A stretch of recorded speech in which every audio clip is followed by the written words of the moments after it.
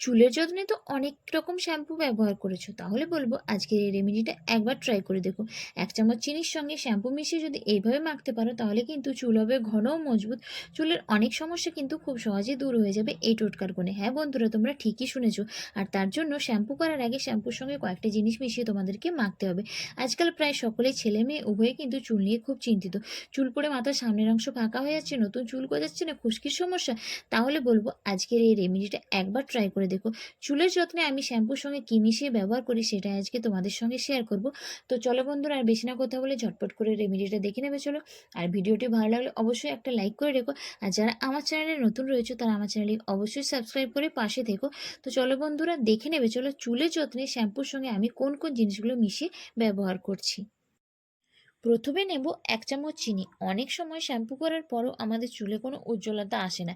1 চামচ চিনির সঙ্গে শ্যাম্পু মিশিয়ে যদি এইভাবে মাখো তাহলে চুলে আসবে স্বাভাবিক উজ্জ্বলতা, চুল হবে অনেক চকচকে। ত্বকের যত্নের পাশাপাশি চুলের যত্নেও কিন্তু চিনি খুবই উপকারী। এরপর আমি এর সঙ্গে মেশাবো শ্যাম্পু। তো তোমরা তোমাদের পছন্দ মতো যে কোনো শ্যাম্পু ব্যবহার করতে পারো। যতটা পরিমাণ তোমরা চিনি নিয়েছো তার থেকে দ্বিগুণ পরিমাণ তোমরা এখানে শ্যাম্পু নেবে। যেহেতু আমি এখানে 1 চামচ মতো চিনি নিয়েছি, সেই জন্য আমি এখানে 2 চামচ মতো শ্যাম্পু ব্যবহার করছি।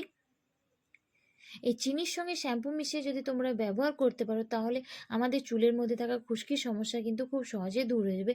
এই চিনি কিন্তু আমাদের মাথার স্ক্যাল্পকে খুব ভালোভাবে স্ক্রাব করতে সাহায্য করে। এরপর চিনি আর শ্যাম্পুটাকে আমি এখানে খুব ভালোভাবে মিশিয়ে নেব,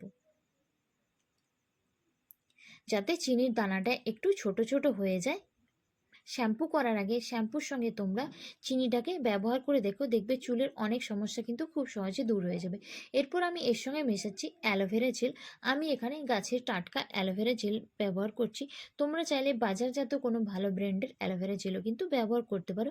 আমি এখানে 2 চামচ মতো অ্যালোভেরা জেল ব্যবহার করছি।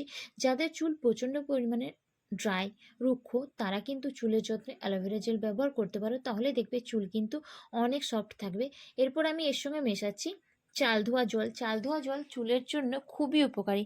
যাদের চুল বাড়ছে না, চুল পড়ে যাচ্ছে, তারা শ্যাম্পু করার আগে চাল ধোয়া জল ব্যবহার করে দেখো।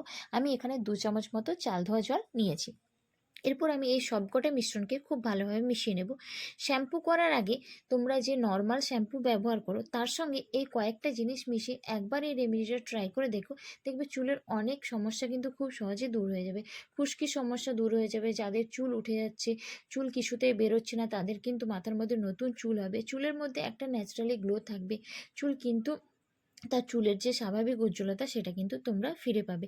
তো এখানে আমার যে হোমমেড যে শ্যাম্পু সেটা কিন্তু আমি খুব সহজে বানিয়ে নিয়েছি। এরপর আমি এটাকে আমার মাথার মধ্যে রেখে তারপরে এটাকে নর্মাল জল দিয়ে ওয়াশ করে নেব। সপ্তাহে তোমরা এটাকে 2 দিন ব্যবহার করে দেখো, দেখবে চুলের অনেক সমস্যা কিন্তু খুব সহজেই দূর হয়ে যাবে। তো এটাই ছিল আজকের একটা ছোট্ট রেমেডি। ভিডিওটা ভালো লাগলে অবশ্যই চ্যানেলটিকে সাবস্ক্রাইব করে রেখো এবং কেমন লাগলো সেটা নিচে অবশ্যই কমেন্টস করে জানিও।